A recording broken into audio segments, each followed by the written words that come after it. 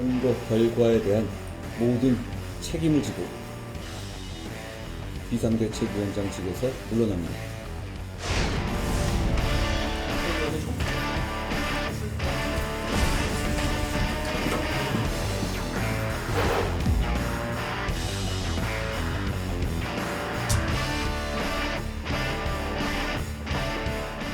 누구의 눈치를 보면서 살지 않았습니다. 그렇게 만만하지 않습니다. 총선 이후에도 제 역할을 다했던 저에게 기회를 주십시오. 제가 이렇게 사라지게 두신 겁니까?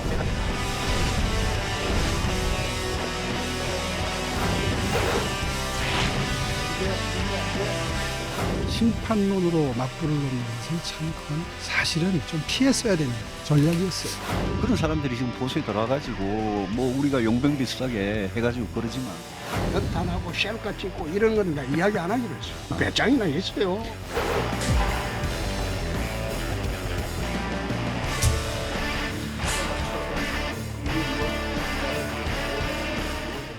총선 참패의 책임을 지고 사퇴한 한동훈 전 위원장이 국민의힘 차기 당대표에 도전할지를 놓고 연일 관심이 모아지고 있습니다.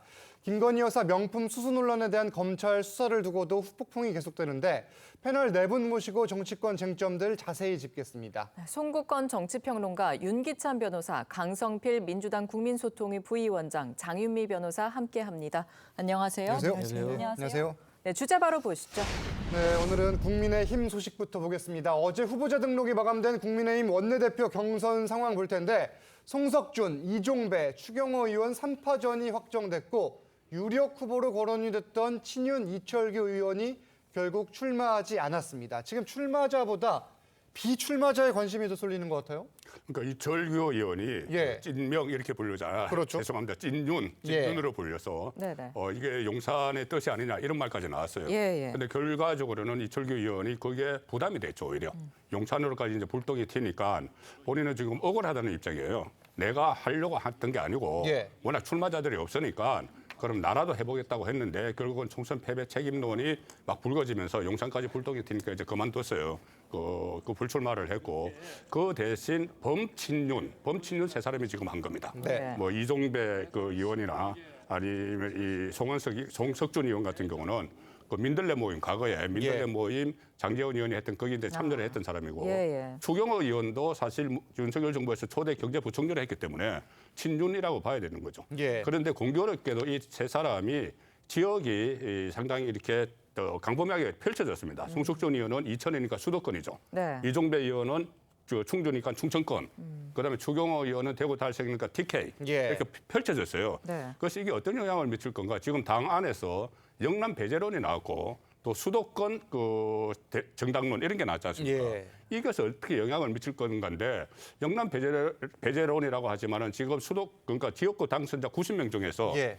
59명이 영남입니다. 3분의 2가 영남이에요. 예. 그리고 친윤 배제한다고 하지만 친윤도 그 3분의 2 이상 되거든요. 예. 그래서 이 부분들이 어떻게 원내대표 경선에 영향을 미칠까인가 하나 하고 가장 핵심적인 것은 지금 원내대표의 카운터 파트너가 민주당의 박찬대 그 원내대표잖아요. 그렇죠. 상당히 강성입니다. 투톱이. 예. 이재명 대표가 연임을 한다는 거고 그 이재명 박찬대 이 투톱에 어떤 그 라인업을 할 것인가 예. 이 차원에서 아마 이 원내대표는 국회의원들이 경선을 하죠. 당신자들이 경선을 하는데 과연 누가 여기에 대적을 할 수 있을 것인가. 예. 저는 그게 핵심 그 키워드가 될 걸로 봅니다. 알겠습니다. 네, 어제 또 SNS를 보면 이철규 의원은 원래부터 출마 의사가 전혀 없었다 이렇게 얘기를 하긴 했지만 아무래도 비윤계와 또 일부 친윤계 의원들이 좀 압박을 가했던 것 이게 좀 영향을 미쳤다는 분석도 있어요. 네, 그 국민의힘에서 대표적인 친윤으로 이렇게 거론되었던 분들 그리고 자치 단체장들도 친윤이 나서서는 안 된다라고 비토를 놓았기 때문에 네. 아무래도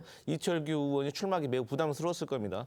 저희 민주당이 봤을 때는 그래도 국민의힘이 총선 참패 이후 좀 변하려고 하는구나 하는 희망을 봤고요.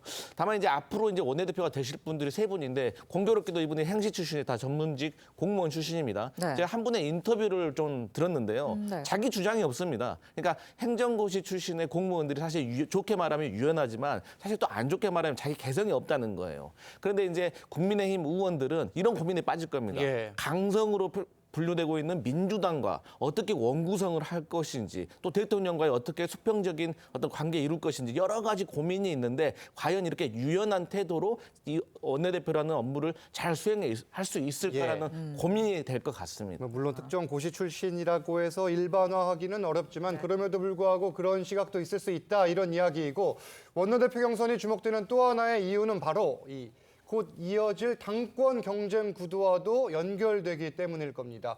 이철규 의원이 사실상 총선 책임론에 밀려 빠진 부분 그리고 지금의 원내대표 경선 상황이 앞으로 한동훈 전 위원장이 전당대회에 출마할 여부와도 어떻게 연결이 될 수가 있는 겁니까? 그러니까 출마 명분과 관련된 부분도 없잖아 있죠. 예. 지금 이철규 의원이 친윤 때문에 빠진 것 같지는 않고 일단 예. 명분 삼은 것은 총선의 패배 책임자라는 명분이었거든요. 그렇다면 한동훈 전 위원장의 경우에도 총선의 패배 책임자 아니냐라는 이런 시각을 갖고 아마 비토론이 나올 것 같고 네. 이것은 이제 당대표 그 어떤 자격과 관련된 문제겠죠. 근데 전반적으로 보면 어쨌든 차기 원내대표의 경우에는 여당 입장이기 때문에 여당 내에서 108석을 갖고 할 수 있는 일이 별로 없어요. 그렇죠. 그러니까 결국은 막을 수 있는 것은 8표를 사수한 이후에 재결권을 막거나 예. 또는 탄핵을 막거나 이렇게 아주 극단적인 방어에만 치중해야 되거든요. 네. 여기서 만약에 이탈표가 생기게 되면 사실은 통치 체제가 무너지는 꼴이 되기 때문에 물론 사안별로 다른 판단을 하겠지만 어쨌든 그런 이제 전반적으로만 그런 구도라는 거죠. 황금물알입니다. 예. 그러니까 여당의 원내대표는 그런 걸 막아야 되는 거고 또 국민의힘 입장에서 보면 거기에뿐이 권한이 없는 겁니다. 대통령은 거부권을 또 사수해야 되는 입장이고 민주당은 크게 보면은 패스트트랙을 통한 법률안 의결권을 갖고 있는 겁니다. 예. 이런 황금 문화를 어떻게 잘 지켜서 국민의힘이 성과를 내느냐 이제 이런 것과 관련된 원내대표 역할론이 있기 때문에 사실은 굉장히 중요한 자리죠. 그렇죠. 당대표도 다릅니다. 당대표는 사실 국내힘을 살려내야 되는 책임이 있어요. 예. 그러니까 미래에 관련된 행보를 국내힘 당대표는 해야 되는 것이고 예. 원내대표는 현재를 사수해야 되는 것이고 이런 역할 분담론에 대해서 본인들이 어느 정도 뭐 인적 친분 관계, 비전 여러 가지 다 동원해서 어떤 국민적 그 당원이나 국민한테 호소할 수 있는지 저는 개인적으로 이 두 분이 케미가 그런 식의 잘 맞아야 되는 거죠. 예. 케미가 맞는다는 것이 두 분이 비슷한 성향이 돼서는 안 된다는 거고 미래를 하나는 담보해야 되고 하나는 현재를 지켜야 되는 예. 이런 케미를 잘 맞는 선택을 국민의힘 의원들과 당원들과 국민들이 하지 않을까 이렇게 생각합니다. 예. 일단 포스트 한동훈을 뽑는 차기 전당대회에 이 한 전 위원장이 등판한다는 것 이게 좀 어떻게 보면 이례적일 수는 있습니다. 그런데 한 전 위원장의 등판설이 계속해서 나오고 있거든요. 어떻게 전망하세요? 저는 이 부분은 국민의힘의 리더십이 없어서 그런 부분이 있는 것 같습니다. 예. 지금 총선에서 대패한 이후에 누구 하나 주도권 쥐고 당의 어떤 쇄신 이런 부분에 대한 움직임이 가시화돼서 보이지 않나요? 원내대표 선거를 하는 데 있어서도 사실 대통령실 눈치 보느라고 내가 혹시 들러리 서게 되는 거 아니야라고 해서 출사표들을 던지는 걸 다 좀 저어했다라는 거 아니겠습니까?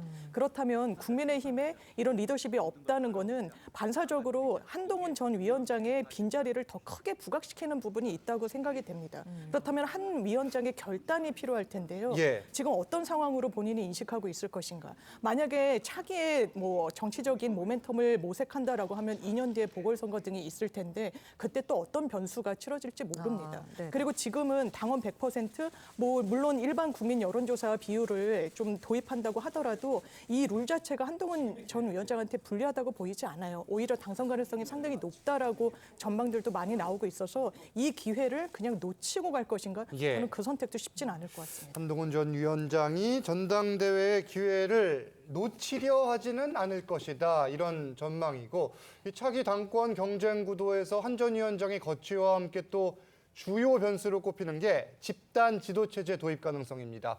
먼저 국민의힘 내에서 나오는 목소리 들어보겠습니다. 집단 지도 체제로 전환하면 거의 당대표에 준하는 소위 고출력 스피커들이 여러 개가 확보되는 그런 장점이 있기 때문에 또 다양한 목소리가 우리 안에서도 건강하게 논의가 되어진다는 것을 국민들에게 알리는. 무게감 있는 분들이 집단적으로 당을 이끌게 되면은 어떤 누구도 당을 좌지우지 못하게 오는 상황이 되거든요. 수평적인 당정 관계, 또 대표성, 또 통합 이런 측면에서 괜찮을 것 같아요.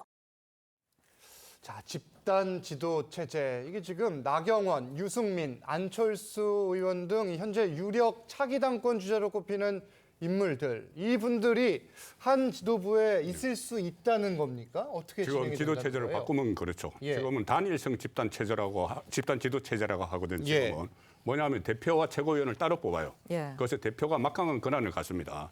그런데 집단 지도 체제 지금 이혜원 전 의원이 이야기하는 것은 같이 뽑아요. 같이 해서 1등이 대표가 되고 2, 3등, 4등 이렇게 최고위원이 되는 거예요. 예. 그럼 2, 3, 4등 최고위원이 상당히 그 목소리가 굉장히 높아져요. 예. 같이 경선을 해서 1등하고 2등하고 차이도 얼마 안 날 수도 있고. 그래서 이게 과거에 그 김무성 대표 체제 때 그때 그 여러 가지 그때 김태호 의원도 있었고 예. 이래서 서청원 의원도 있었고 최고위원으로. 그래서 그때 마찰이 굉장히 많았습니다. 서로 이렇게 보여주기 위해서 있고 오프닝 기자들이 있을 때 막 하는 바람에 봉숭아 학당 이야기까지 나왔거든요. 권한을 나눠 갖기 때문에 이렇게 되는 거죠. 그렇죠. 자기 목소리를 예. 막 내는 거죠. 조금 전에 이혜원 전 의원이 고출력 스피커가 등장하면 좋다고 했는데 저 지금 보이는 세 사람이 만약에 최고위원회에 같이 있다. 고출력 예. 스피커는 스피커인데 전부 다른 목소리를 낼 거거든요. 그럴 수 있겠네요. 굉장히 캐릭터가 강하잖아요. 예. 유승민 전 의원이나 전뭐 안철수 의원도 마찬가지고 나경원 의원도 마찬가지고. 그렇다면 어떤 현상이 일어나냐 하면은 당 지도부에서 진짜 봉숭아 학당을 넘어서 상당히 저는 잡음이 많이 나올 수가 있다고 봅니다. 예. 이게 지금 앞으로 22대 국회가 상당히 이 비상시국이거든요. 국민의힘 입장에서 볼 때는. 그렇죠. 예. 왜냐하면 이재명 대표와 박찬대 그 투톱에다가 또 지금 법사위원장도 다 가져간다고 하죠. 국회의장도 중립시킬 필요 없다고 하죠. 예. 그러면 이게 막강한 야당의 화력이 한테 모아서 한 목소리로 나가는데 지금 국민의힘에서 집단 지도 체제를 도입해서 유승민 들어오고 뭐 안철수 들어오고 다 들어와서 파열음을 내면은 고출력 스피커는 맞는데 그게 한 목소리를 아니고 여러 갈래 목소리를 내면은 저는 상당히 그 대적하기에 불리하지 않느냐. 지금 비윤에서 이런 이야기가 나오는 겁니다. 예. 비윤에서 어차피 당권을 잡지 못하니까 우리가 몫을 지분을 갖고 들어가겠다는 이야기에서 이게 나오는 거거든요. 저는 저것은 만약에 전당대회 룰이 저렇게 바뀌면은 예. 저는 상당히 좀 그 심각한 후유증이 있을 걸로 봅니다. 우려되는 목소리가 나올 수밖에 없다 이런 의견이시고요. 네, 예. 이런 가운데 최근 들어서 여권 내 잠룡들은 앞다퉈서 한 전 위원장을 겨냥해서 비판을 쏟아내고 있습니다.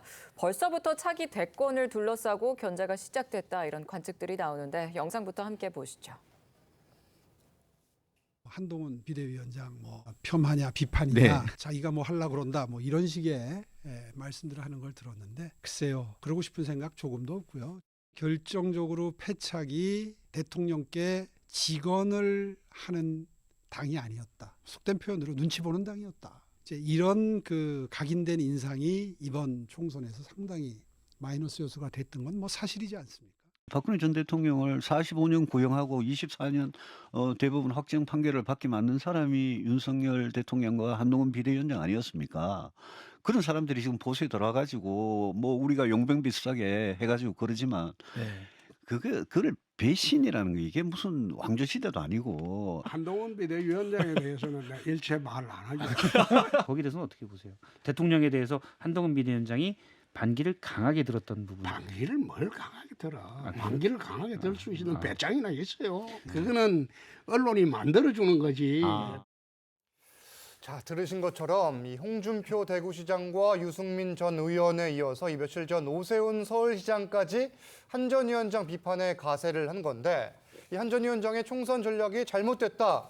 이런 해석, 분석까지 내놨어요. 어떻게 보십니까? 네, 그 한동훈 비대위원장이 메시지를 잘못 내긴 했죠. 예. 잘못 낸 이유는 무엇이냐면 윤석열 대통령과 차별화를 못 시킨 거예요. 그래서 처음에는 차별화를 하는 듯하다. 유난 갈등이 생겨서 또 주변에서 걱정이 커지니까 안 되겠다 해서 2조 심판론으로 순회한 거 아니겠습니까? 그렇기 때문에 한 전 비대위원장의 메시지가 잘못된 것도 분명히 있지만 이게 선거 끝나고 나서 여론조사 보니까 네. 한동훈 비대위원장의 당원에 대한 지지가 높잖아요. 그리고 윤석열 대통령에 대한 지지가 또 낮지 않습니까? 그러니까 이것은 또 한편으로 보면 한동훈 비대위원장이 선거 참패에 책임이 없는 건 아니지만 그래도 더 큰 책임은 대통령과 어떤 여당의 구성원들에게 있지 그 모든 것을 한동훈에게 밀어붙이기에는 조금 어색함이 있다라고 볼 수가 있기 때문에 네. 어쨌든 다른 대권 주자들로서는 한 전 비대위원장을 견제할 수는 있겠지만 그런 주장이 100% 설득력이 있어 보이지는 않는다 이렇게 보고 있습니다. 알겠습니다. 이런 가운데 한 전 위원장은 최근 당 사무처 당직자들과 만찬 회동을 하는 등 여러 행보를 보이고 있습니다.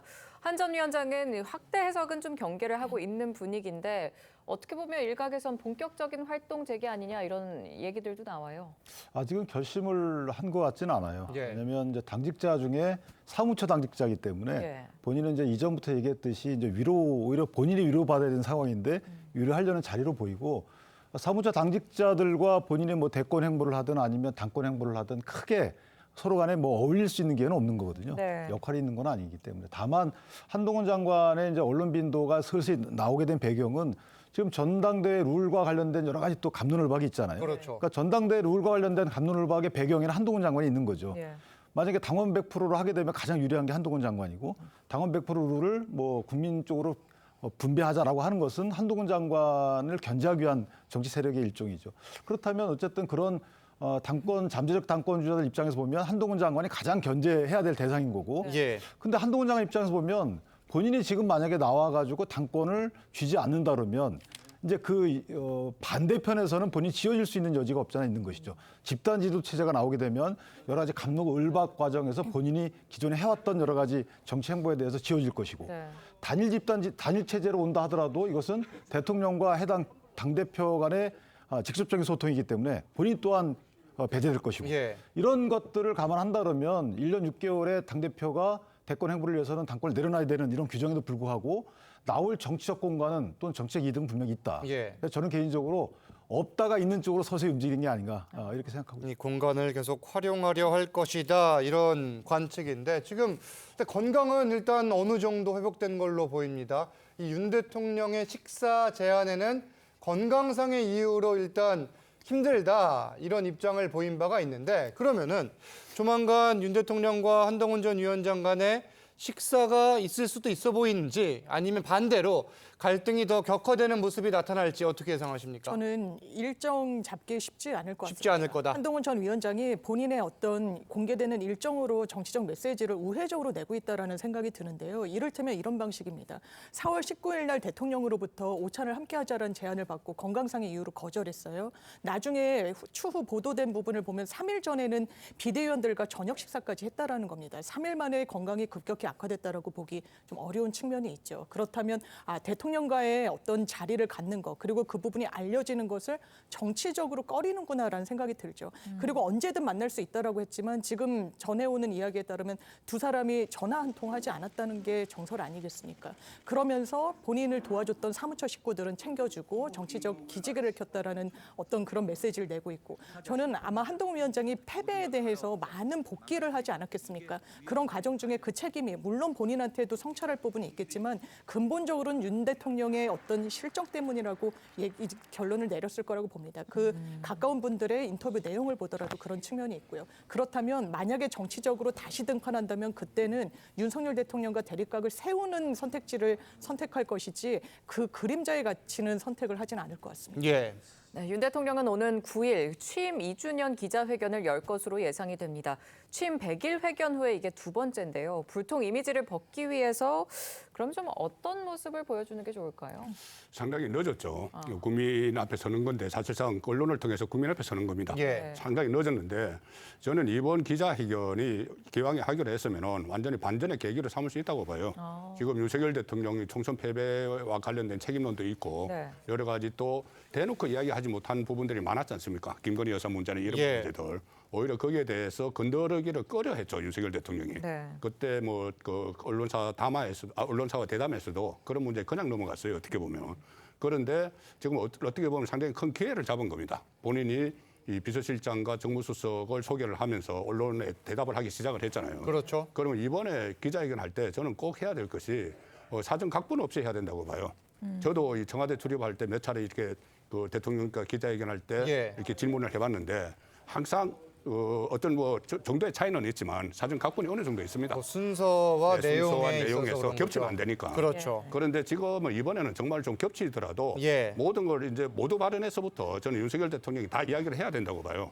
이것을 더 이상 뒤로 해서 좀 할 수 있는 문제가 아니거든요. 그래서 모든 걸 모두 발언에서도 다 이야기를 하고 총선 과정에서 나왔던 것들 다 알지 않습니까? 뭔지 다 이야기를 하고 기자들 질문에 어떤 여과 없이 예. 완전히 자유롭게 토론 제한을 두지 않고 그런 식으로 하지 않으면은 지금 윤석열 대통령의 들여온 여러 가지 어려움들 극복하기 저는 힘들다고 보거든요. 그래서 어쨌든 이 국민과 소통한다고 생각을 하고 기자회견에 임해야 된다 그렇게 봅니다. 각본 없는 기자회견, 끝장 기자회견이 되어야 한다. 뭐 이런 말씀인데 그러면은 지금 뭐 여러 사안들이 있습니다. 최상병 특검법이 있겠고 지금 수사가 진행 중인 김건희 여사 명품 수수 논란도 있겠고 이와 맞물려서 특검법도 이야기가 있겠고 어느 정도나 윤 대통령이 이야기할 걸로 예상을 하십니까? 최소한도로 과거에 KBS에서 그 대담을 했던 형식은 돼서는 안 된다. 안 된다. 그리고 또 최근에 있었던 영수회담에 있어서 이 답답한 성과물이 없는 그야말로 빈손 회담도 안 된다. 그래서 이번에는 이미 이제 기자회견을 하기로 하셨기 때문에 국민들은 그 내용에 대해서 많이 주목을 할 겁니다. 그러니까 내용에 대해서 기자회견을 했는데 또 국민의 기대와 달리 특검을 거부할 수밖에 없는 이유에 대해서만 계속해서 설명을 하신다고 하면 그야말로 변한 게 없는 거죠. 그러니까 우리가 보통 불통이란 말을 하기 전에 앞에 고집이란 게 있지 않습니까? 고집 불통인데 사실 불통보다는 이 고집이 더 중요한 거거든요. 그래서 이번만큼은 대통령께서 기자들의 질문에 대해서 허심탄회하게 대답을 하시는 것도 중요하지만 먼저 선제적으로 어떤 특검에 대해서 거부하지 않겠다라든지 어떤 김건희 여사와 관련된 어떤 다른 의혹에 대해서도 조금 허심탄회하게 국민들이 정말 납득할 수 있는 수준의 말씀을 하셔야지 그래야지 대통령께 도움이 되는 기자회견이 될 것이다. 이렇게 보고 있습니다. 오는 9일 기자회견이 있을 걸로 보이는데 이때 이제 쟁점이 될 만한 내용들 지금부터 하나씩 보겠습니다. 네, 민주당은 이 22대 국회가 시작되면 김건희 여사 특검법을 추진하겠다 이렇게 밝혔죠. 이원석 검찰총장이 명품 수수 논란과 관련해 전담 수사팀을 꾸리고 신속 수사를 지시해 관심이 일단 집중이 되고 있습니다. 고발장을 접수한 지 5개월 만에 본격 수사에 나선 상황인데 뭐 계속 이슈가 집중되고 있어요. 좀 늦었죠. 근데 물론 늦은 이유는 있을 겁니다. 이제 선거가 있기 때문에 선거에 어쨌든 영향을 주지 않기 위해서 아마 수사를 늦춘 것 같은데 문제는 이 수사를 늦추다 보니까 여당이잖아요. 여당이고 대통령 배우자이기 때문에 마치 뭐 수사를 안 하려는 거 아니냐.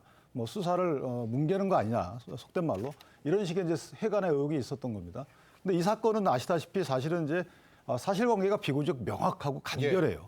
그러니까 이게 구성 요건에 해당하는지에 대해서 따져보면 구성 요건에 해당하지 않는다는 의견들이 많단 말이죠. 더군다나 거기에 녹음을 했던 당사자가 뭐 청탁 이런 건 없었다라고 본인이 스스로 밝히고 있어요. 그리고 일반적으로 말에 의한 사실관계 구성이 아니고 이거는 이제 촬영됐던 부분이기 때문에 촬영된 내용 중에는 우리가 볼 때 거기에 뭐 백이 건네지고 이런 건 있었지만 그다음 말과 장면 이런 것만 보면 청탁금지법 대상은 아니거든요. 처벌 조항에 대통령의 배우자는 없기 때문에 그렇다면 이게 구성 요건에 해당하는지는 고발인 조사 한번 해보고요. 그다음에 녹음에 대해서 이게 편집된 건지 확인해 보면 그다음에 가격 한번 알아보고 그럼 이게 해당 법령 위반인지 여부는 금방 나온단 말이죠. 그러니까 쉽게 끝날 수 있음에도 불구하고 해당 피의자의 신분상의 지위 때문에 늦어지는 게 아니냐. 이것은 역차별일 수도 있는 것이고 또는 뭐 본인의 혜택을 받는 부분도 있는 거기 때문에 저는 개인적으로 검찰총장의 이 배경은 왜 이렇게 여태까지 안 했는지라는 질책으로 들리고요. 그렇다면 빠른 시일 내에 아마 수사가 종결되지 않을까. 저는 뭐 한 달을 넘기면 이 수사를 끄는 것이 되는 거예요. 그러니까 정치적 고려가 없으면 한 달 내에 마무리되는 것이거든요. 판단은 본인이 법률과 증거에서 한다 그랬거든요. 그러니까 법리와 증거에서 한다는 부분은 검찰총장이나 수사팀이 볼 때 법리와 증거만을 고려한다 그러면 사실은 이건 처벌되기 어려운 사안이거든요. 금방 끝날 거다. 그렇죠. 정치적인 여러 가지 함에도 불구하고 빨리 끝내는 게 맞지 않겠는가라는 생각합니다. 네, 이런데도 이원석 검찰총장이 김건희 여사 명품 수수 의혹에 대한 수사 지시 배경을 놓고 정치권에서는 사실 좀 해석들이 다르게 나오는 것도 있어요. 그래서 좀 속내가 뭐냐 이런 목소리들도 나오는데 어떻게 보십니까? 그렇죠. 약간 묵히다가 이게 뭐지? 이런 반응이 여야에서 나오고 있는 것 같은데요. 여권에선 뭐 이른바 이런 것 같습니다. 윤석열 대통령이 이른바 윗선 항명 수사로 정치인으로 발돋움한 부분이 분명히 있죠. 대선 주자가 됐고요. 그 전철을 따르는 거 아니냐. 사실상 정치적 행보 아니냐라는 이런 의심의 눈초리를 보내는 것 같고요. 민주당에서는 그렇다면 김건희 여사 특검과 관련해서 다음 국회 때 속도를 내려고 하니까 그걸 사실상 무마하려고 그 전제로 수사를 하는 거 아니냐라고 하는데 저 개인적으로는 그런 부분이 있는 것 같습니다. 임기가 얼마 남지 않았어요. 그리고 지금까지의 어떤 흐름을 보면 검찰이 예전만 하지 못하다는 겁니다. 윤석열 대통령 입장에서 그렇다는 거예요. 그래서 송경호 서울중앙지검장을 인사를 내니 많이 이런 하마평이 있기도 했고요. 좀 껄끄러운 그런 긴장 관계 속에서 그렇다면 검찰총장은 검찰의 수장입니다. 이 부분 지금 검찰이 국민들 지지받고 있나요? 그렇지 않습니다. 그 중심에 김건희 여사가 놓여 있습니다. 왜 법과 원칙, 공정과 상식으로 집권한 윤석열 대통령이 그 원칙을 그대로 적용하지 못하는지, 그리고 거기에 사실 지원을 해주는 게 검찰은 아닌지 국민들이 상당히 의구심을 갖고 있죠. 예. 이런 가운데 조국혁신당은 공소청으로 만들겠다, 수사권을 없애겠다라고 이야기를 합니다. 차기 어떤 국회의 입법 상황에 따라서는 검찰의 입지가 상당히 줄어들 수도 있어요. 그렇다면 검찰 수장으로서는 이 수사를 안 할 도리가 없어 보이고 지금 대통령 눈치를 볼 계제가 아니라는 판단을 내린 것 같습니다. 자, 관련해서 박찬대 민주당 신임 원내대표는 오늘 라디오에서 이 검찰과 용산의 갈등설을 주장하기도 했는데 오늘 목소리도 듣고 오겠습니다. 검찰이 국민적 요구에 부응하는 것일까라고 하는 기대도 일부는 있거든요. 또 한편으로는 긴장 관계가 좀 형성되고 있는 것 아닌가. 그러니까 검찰하고 용산 간에 네, 특히 이제 김건희 세력에 대한 불만이 검찰에서 있을 수 있다. 한동훈을 중심으로 한 이원석, 송경호 여기가 이제 김건희 수사를 하면서 개과 시를 하고 있는 것 아닌가. 그리고 또 이제 대통령실이 민정수석실을 부활하는데 이거는 가족들과 친인척의 비리 등을 사전에 검토하기 위한 부분도 있겠지만은 대통령이 검찰 인사를 직접 챙기겠다고 하는 의미 아닌가 이런 생각이 들고요. 그렇지만 뭐 이 부분은 이제 확인되는 부분은 아닌데 이거 한편으로는 또 뒷북 아닌가. 자, 일단 박찬대 원내대표의 추론입니다. 김건희 여사 세력에 대한 불만이 검찰에서 있을 수 있다. 그리고 한동훈 전 위원장을 중심으로 이원석 검찰총장 그리고 송경호 서울중앙지검장 간의 어떤 새 과시 성격도 있어 보인다라는 박찬대 원내대표의 추론에 대한 입장 좀 들어볼게요. 완전히 다른 두 가지 추론이 가능합니다. 예, 둘 다 가능하다. 네, 둘 다 가능한다. 뭐냐면은 지금 그 이원석 검찰총장은 임기가 다 됐다는데 일단 사과를 해야 돼요. 예. 임기가 9월까지인데 그렇습니다. 사실상 7월부터는 후임 검찰총장 인선이 시작이 되고 청문회도 막 하거든요. 그러면 그 이원석 검찰총장에게 남은 기간은 2달이에요. 네. 5월, 6월 사이에 뭔가를 마무리 지으려고 하는 겁니다. 근데 뭘 마무리 짓느냐? 두 가지 중에 하나죠. 아니면 둘 다일 수도 있는데 하나는 조국 혁신당 대표가 얼마 전에 라디오에서 이런 말을 한 적이 있어요. 본인에게 검찰 내부의 정보를 많이 알려주는 사람들이 있다. 예. 서울대 뭐 그 제자들도 있고 그런 이야기를 하면서 뭐라고 했냐면은 일선 검찰 조직에서 평검사들은 김건희 여사 수사를 왜 안 하느냐고 불만이 많다. 예. 이런 이야기를 했습니다. 나아가서 한동훈, 윤석열도 수사해야 된다. 이런 이야기까지 했어요. 그런 말이 적합한지 이 부분에서 논리를 치고 조국 대표의 주장이란 전자에 그렇죠. 그래서 검찰 안에 김건희 여사 수사를 해야 된다는 부글부글한다 이런 이야기를 했습니다. 근데 또 제가 듣는 다른 한편으로는 일선 검사들이 왜 이재명 대표에 대해서 사법 처리를 빨리 안 하느냐. 그때 그 영장 청구 한번 기각이 됐지 않습니까? 그렇죠. 기각이 됐죠. 그리고 대북 송금 이거 따로 빼서 가지고 있는데 아직 기소도 안 하고 있어요. 그럼 이거를 왜 빨리 영장 재청구를 안 하느냐? 이게 또 부글부글 끓는다는 검사들의 그 반응도 있어요. 그러면 이제 어느 것을 이원석 검찰총장이 퇴임하기 전에 2달 남았는데 정리를 하고 나가려고 하느냐. 이 문제가 되는 거죠. 그래서 한쪽일 수도 있고 한쪽이라면 만약에 앞쪽이라면은 지금 박찬대 그 원내대표가 한 이야기가 그렇게 맞을 수가 있어요. 맞을 수도 있다. 네, 용산과의 갈등이니까요. 용산과의 갈등이 이제 부추기는 건데 그게 아니고 이 지금 검찰이 모든 것에 어떤 진영 논리에 휘말리지 않고 정치적 상황에 얽매이지 않고 우리가 수사를 한다는 것을 마지막까지 한다고 하면은 김건희 여사에 대해서 수사도 하고 이재명 대표에 대한 그 사법 처리도 더 강화할 수도 있는 거죠. 그래서 양쪽이 다일 수도 있어요. 저는 저 양쪽 다에 가깝다고 봅니다. 네, 또 여권 일강에선 이원석 검찰총장의 독자 행보를 우려하는 시각도 있는데요. 이원석 총장의 지난 발언들부터 먼저 들어보겠습니다. 중대한 부패 범죄로 재판을 받고 있는 피고인이 사법 시스템을 흔들고 공격하는 이러한 일은 당장 그만두어야 합니다. 이화영 부지사에 대해서 그 진술이 100% 진실이다라고 말씀하셨는데 그렇다면 앞서 이화영 부지사가 이재명 대표의 대북 송금 관여 사실을 진술한 바로 그 진술도 100% 진실인 것인지 저는 되묻고 싶습니다. 자, 이게 지난달 발언입니다. 작심 발언이었어요. 민주당을 향한 발언이었고 이때 당시 이원석 총장에 대한 이 이야기를 놓고 여러 해석이 분분했는데 이때의 목소리 그리고 지금의 수사 지시 연결이 된다는 시각이거든요. 어떻게 보세요? 모르겠습니다. 저는 그 이원석 총장이 예. 과거에 지금 민주당과 관련해서 저 발언을 했던 거에 대해서는 예. 저는 그냥 간단하게 말씀드리고 싶어요. 아니 그 김성태 쌍방울 회장이 이재명 대표의 방북 비용을 대납을 했다는 거 아니겠습니까? 근데 그 사람이 자선 사업가도 아니고 100억이 넘는 돈을 얼굴을 한 번도 안 본 예. 사람한테 준다는 게 말이 됩니까? 그리고 그 술자리 의혹이 만약에 거짓이라면 가장 정치적인 타격을 받고 법정에서 불리해지는 사람은 이재명 대표입니다. 예. 그렇기 때문에 이재명 대표가 없는 것을 정치 공작으로 한다는 것은 조금 무리한 해석인 것 같고요. 그다음에 최근에 있는 어떤 김건희 여사와 관련된 이 사건, 저는 이원석 총장이 사실 2달밖에 남지 않았어요. 예. 그렇기 때문에 더 많은 일을 해결하기에는 이미 늦었다.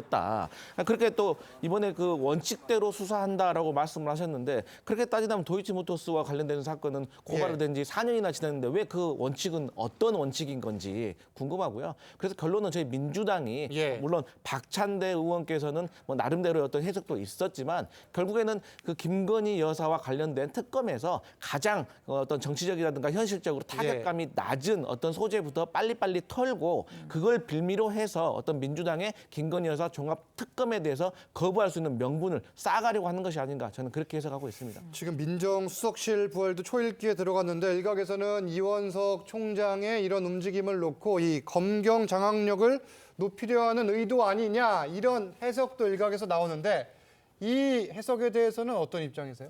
그러니까 이원석 총장은 사실은 이제 독립적인 수사기구인 검찰의 수장이기 때문에 독자적인 행보를 보이는 게 맞죠. 그러니까 지금 저게 갑자기 이제 수사 지휘의 일종이라고 보여지는데 주례 업무 보고 그 자리에서 제시를 했던 것 같아요. 근데 도이치모터스 말씀하셨지만 도이치모터스도 사실은 2020년부터 수사를 시작했거든요. 그러니까 4년 중에 절반 정도는 이제 민주당 정부 시절에 있었던 일이에요. 거기에 무혐의 의견으로 몇 번 올렸는데 그 당시에 중앙지검장 현재 당선자가 됐죠. 그분이 계속 보류를 했다는 거잖아요. 그러니까 저거를 사실은 정권이 바뀌었다 그래서 오해를 살까 염려해가지고 이걸 처분을 늦춘 것 자체가 잘못된 걸 수도 있는 겁니다. 왜냐하면 기소도 못했죠. 그다음에 공소장에 이미 다른 피고인들이 처벌받고 있는 공소장에 한 줄 들어가 있지도 않아요. 또 하나는 김건희 여사의 경우에는 이게 2010년하고 2011년도에 있었던 거기 때문에 실제는 포괄일자가 되지 않는 한 이게 공소시효도가 지난 거예요. 그러니까 이런 여러 가지를 보고 항소심 판결까지 보고 하자는 게 검찰 입장인 것 같은데 저는 너무 늦은 거죠. 만약 일반 국민이었으면 그렇게 못합니다. 따라서 이것까지 같이 해가지고 이번에 처분하는 게 맞다라는 생각이 들고 그 처분에 대한 책임 검찰이 지면 되는 거죠. 국민의 여론을 떠나서 검찰의 증거와 법리에 따라서 처분을 하고 그에 대한 비판은 본인들이 수사를 제대로 했으면 지는 게 맞는 것이고요. 이걸 늦추고 있는 상황에서 정치권의 특검 얘기가 나오는 거 아니겠습니까? 따라서 저는 이번까지의 책임은 검찰이 있기 때문에 그 책임에 대한 본인들이 정확한 행위를 하는 게 아닌가라는 생각이 들고 만약에 뭐 대통령실에서 검찰을 장악한다 이런 시대는 지났던 것이고 이걸 저희가 봤잖아요. 지난 정부에서 윤석열 총장이 수사를 하면서 받고 그다음에 한동훈 장관이 또 수사를 하면서 받고 그다음에 현 정부 지난 정부에서 조국 전 장관 등이 처벌되는 걸 통해서 봤기 때문에 이것들을 본 검찰 평검사 입장에서 보면 내가 여기 관여 동조하게 되면 나도 처벌받는구나 이런 이제 문화가 형성됐기 때문에 저는 대통령실 정치권에서 어떤 압력을 행사한다 하더라도 서로 여기에 압력에 굴복하는 검사는 거의 없을 것이다. 제가 그렇게 생각합니다. 알겠습니다. 아무래도 가장 큰 관심은 검찰이 김 여사를 직접 소환할지 이 여부인데요. 김건희 여사는 142일째 공개석상에서 모습을 보이지 않고 현재까지 잠행 중입니다. 일각에서는 지금 포토라인에 서는지 여부 이것도 집중이 쏠리고 있는데 어떻게 보십니까? 일단 소환은 불가피할 것 같아요. 방문 조사나 아니면 뭐 서면 조사로 가름할 사안은 아닌 것 같고요. 그렇다고 현직 영부인을 2번, 3번 소환하기는 어려울 겁니다. 그렇다면 지금은 이원석 검찰총장이 명품백 수수와 관련해서 속도를 내겠다라고 하지만 도이치모터스 관련해서도 단 한 번도 소환 조사는 이루어지지 않았거든요. 그렇다면 합쳐서 한 번 정도 부르는 게 아마 맞을 거라는 생각이 들고 또 조국 전 법무부 장관 당시에 공보 준칙을 새로 세운 게 있습니다. 티타임 같은 거 폐지하고 그리고 포토라인에 세우는 것은 아주 예외적으로만 허용한 것인데 티타임은 다시 부활시켰지만 포토라인에 이제 피의자를 제대로 세우지 않는 것은 그대로 유지하고 있는 것으로 알고 있습니다. 그래서 망신주기용 어떤 공개 소환은 아니더라도 비공개라도 어쨌든 소환은 이루어져야 되는 사안이라고 생각합니다. 알겠습니다. 김건희 여사를 실제 소환할지 그리고 어떤 형태를 띨지도 계속 주목이 될 것 같습니다. 다음 주제 보겠습니다. 이번 총선에서 압승의 절대 다수의 의석을 차지한 민주당이 김건희 여사 최상병 특검법에 이어 이화영 전 부지사가 주장한 검찰청 술자리 회유 의혹에 대한 특검도 추진하겠다는 태세입니다. 관련 목소리부터 듣고 오시죠. 특검할 겁니다. 특검 준비해서 22대 개원하자마자 바로 발의를 할 겁니다. 그 전에 저희가 다 준비를 하려고 합니다. 이화영 부지사 술판 관련해서도 특검에 좀 추진이 되는 건지. 당연히 그 내용이 들어가죠. 진술 조작 회유를 위해서 노력했던 검찰의 모든 일련의 과정이 있지 않습니까? 예를 들어 자진 소환과 조서 없는 면담, 그 과정에서 무슨 일이 있었는지, 김성태 회장에 대한 봐주기 수사, 봐주기 기소는 어떻게 이루어졌던 것인지, 야당 대표를 상대로 한 악의적인 피사실 공표, 그 부분은 누가 관여했던 것인지, 그게 특검 대상에 당연히 포함되지 않겠습니까? 저희가 앞서 들었던 이원석 총장의 이례적인 반박, 이 이후에 이 민주당은 술판 회유 의혹을 정치 검찰의 사건 조작이라고 규정을 하면서 이 역시 특검에 나서겠다는 입장인 건가요? 그러니까 이게 어떻게 보면은 예. 객관적으로는 그 팩트 확인은 거의 다 돼가는 상황 아닙니까? 실제로는. 네. 예를 들어서 뭐 그 개호를 했던 교도관들 38명은 법무부 소속이에요.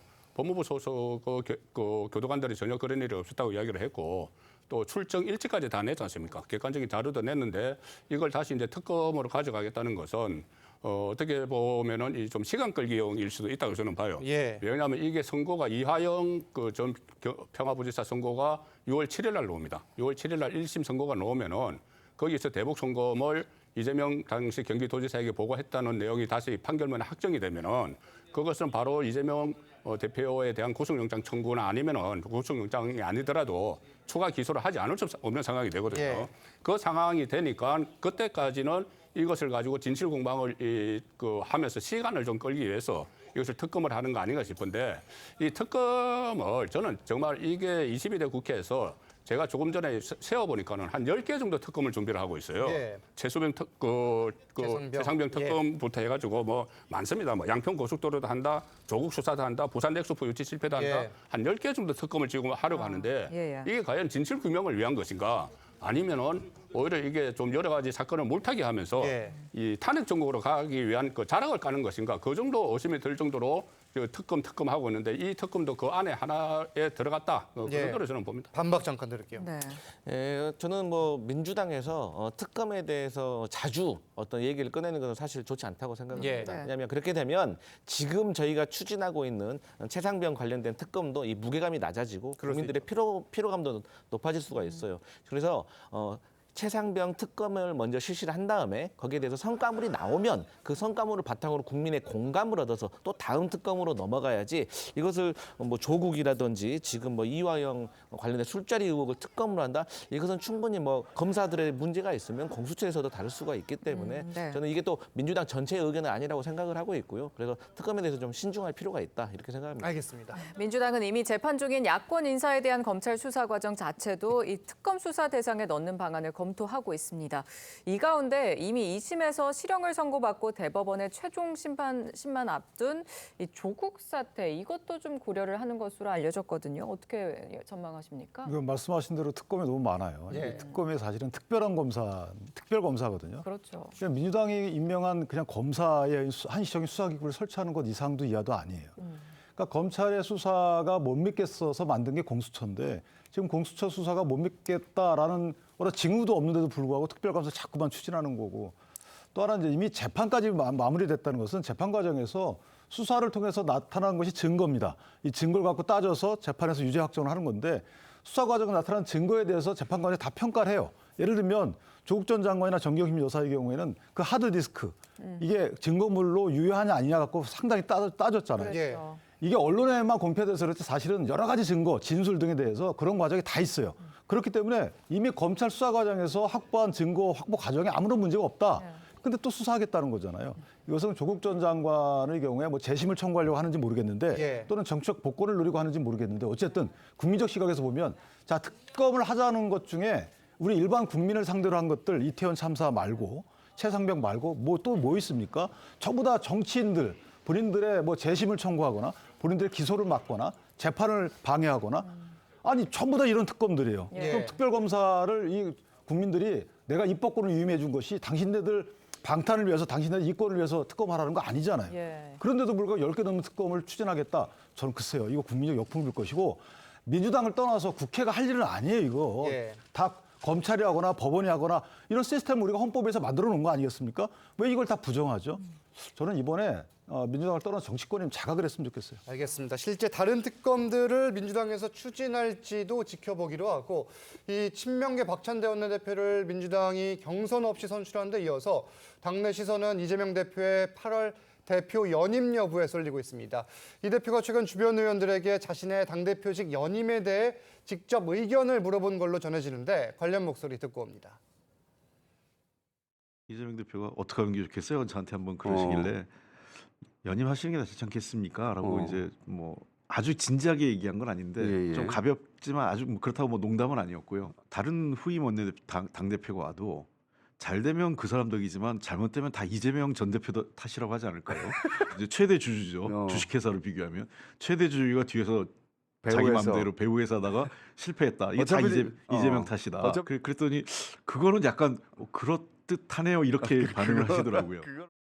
자, 이 연임과 관련해 좀 가볍지만 그렇다고 뭐 농담은 아니었던 대화가 오갔다. 홍익표 전 원내대표가 이야기를 한 건데 이 대표의 연임설, 연임론 지금 뭐 당 안팎에서 계속해서 나오고 있어요. 네, 기정사실로 굳어져 가는 분위기 굳어져가고 있다. 같기도 하고요. 또 당대표, 원내대표, 홍익표 원내대표는 이제 이재명 대표 체계에서도 공천 과정에서 쓴소리를 또 아끼지 않기도 했습니다. 그래서 그 의중을 한번 물어보고 참고를 하려고 했던 부분이 있는 것 같고 지금 2년의 당대표직을 수행하게 되는 것인데 이제 전당대회가 치러지면요. 그 사이에 이제 지방선거가 있는 겁니다. 그렇다면 만약에 이 선으로 물러나 있더라고 하더라도 이재명 대표의 어떤 그림자가 상당히 강하고 그립감이 세기 때문에 거기에 대한 패배의 책임은 만약에 패배한다면요. 그대로 수용할 수밖에 없으면 내가 전면에서 진두지휘하는 게 맞지 않겠느냐. 그리고 총선에서도 이재명 대표의 어떤 지도체계에 대해서 국민들의 어떻게 보면 승인을 받은 거 아니겠느냐라고 하고 또 하나는 또 대항마들이 잘 보이지가 않습니다. 그래서 민주당 내의 기류는 좀 굳어져가는 측면이 있는 것 같습니다. 네, 이런 가운데 이 대표의 배우자 김혜경 씨가 약 2년 3개월 만에 이 대표와 함께 공개 행보를 보여서 눈길을 끌었습니다. 법카 유용 의혹으로 한동안 공개 활동을 자제해왔었거든요. 지금 잠행 중인 김건희 여사를 의식해서 또 나온 게 아니냐 이런 분석들도 있어요. 어떻게 보세요? 그런 분석이 충분히 가능하죠. 왜 그러냐면은 지금 그 김혜경 씨가 이 2년 만에 부부 동반 처음으로 이제 공개 활동에 나섰는데 2년 사이에 변한 게 뭐가 있느냐? 딱 총선 결과입니다. 그렇죠. 총선 결과 하나로 변했어요. 그래서 총선 이후에 이재명 대표도 마찬가지고 조국 대표도 마치 이 총선 민심 이렇게 이야기를 하면서 면죄부를 받은 것처럼 사법적 면죄부를 받은 것처럼 이렇게 행동한다는 지적이 있습니다. 그 연장선상에서 김혜경 씨도 얼마 전에 그 재판을 계속 지금 받고 있잖아요.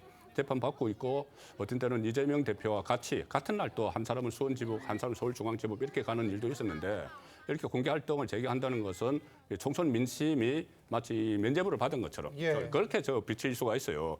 그렇게 비칠 뿐만 아니고 저렇게 공개적으로 활동을 함으로 인해서 실제로 법원에 또 어떤 그 압박을 하는 그런 그 상황도 좀 예상을 할 수가 있거든요. 어쨌든 본인은 뭐 지금 공개 활동 못 할 거는 없죠. 못 할 건 없지만 총선 이후에 저렇게 이재명 대표도 마찬가지고 마치 이 사법적 면죄부를 받은 것처럼 이렇게 하는 것은 좀 적절치 않다고 저는 봅니다. 윤 대통령이 정상간 뭐 일정, 뭐 순방도 갈 수 있고요. 김건희 여사의 공개 행보 시점이나 가능성은 어떻게 보세요? 저는 이번에 기자회견 할 때도 그 문제를 충분히 이야기를 해야 된다고 이야기를 해야 된다. 충분히 이야기해야 된다고 하고 저는 하나 아쉬운 것이 특별감찰관제와 제2부속실 총선 전에 이야기가 있었지 않습니까? 그러면 지금이라도 뭐 민정수석 부활하는 김에 어차피 대통령실 그 직책 개편을 해야 돼요. 직책 개편을 하면서 이번에 이번에 기자회견 할 때 특별감찰관 빨리 추천해달라고 국회에 요구를 하고 제2부속실도 하면서 그 김건희 여사에 대해서 본격적인 활동 어차피 앞으로 또 해외 출장 갈 때가 많이 있습니다. 그러면 그때는 저번에 한번 또 취소를 한 적도 있죠. 국빈 방문을. 그래서 이제 그런 일이 없도록 하기 위해서 모든 것을 처음으로 정상으로 되돌리는 원점에서 출발하는 그런 기자회견이 되면은 김건희 여사 활동도 본격적으로 재개될 걸로 봅니다. 취임 2주년 기자회견 곧 할 텐데 실제 어떤 내용을 이야기할지 이목이 쏠리고 있습니다. 정치권 쟁점은 여기까지 짚습니다. 감사합니다. 감사합니다. 감사합니다.